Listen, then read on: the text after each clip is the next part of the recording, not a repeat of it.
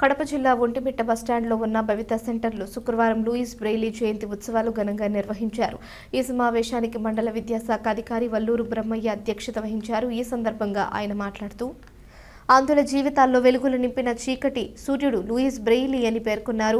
Braille లిపి ద్వారా చూపులేని వారికి విద్యా వెలుగులు అందాయని, సమాజంలో గౌరవప్రదమైన స్థానం పొందేందుకు ఇది ఎంతో తోడ్పడిందని తెలిపారు. జిల్లా పరిషత్ ఉన్నత పాఠశాల ఎంసీ రవీంద్ర మాట్లాడుతూ చూపు లేకపోయినా విద్యార్థులు నిరాశ చెందకుండా ఆత్మవిశ్వాసంతో ప్రతి రంగంలోనూ రాణిస్తున్నారని అభినందించారు. ఈ సందర్భంగా భవితా సెంటర్లో చదువుతున్న విద్యార్థుల కోసం 7,000 రూపాయల విలువ గల అల్ట్రాసౌండ్ యంత్రాన్ని బహూకరించారు.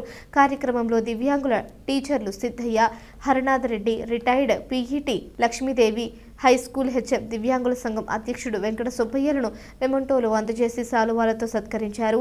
ఈ కార్యక్రమంలో భవిత స్కూల్ టీచర్లు గంగులప్ప, మమత, ఆయాలు, తల్లిదండ్రులు, విద్యార్థులు పాల్గొన్నారు. చివరగా లూయిస్ బ్రెయిలీ జయంతి సందర్భంగా కేక్ కట్ చేసి పిల్లలకు చాక్లెట్లు పంచిపెట్టారు.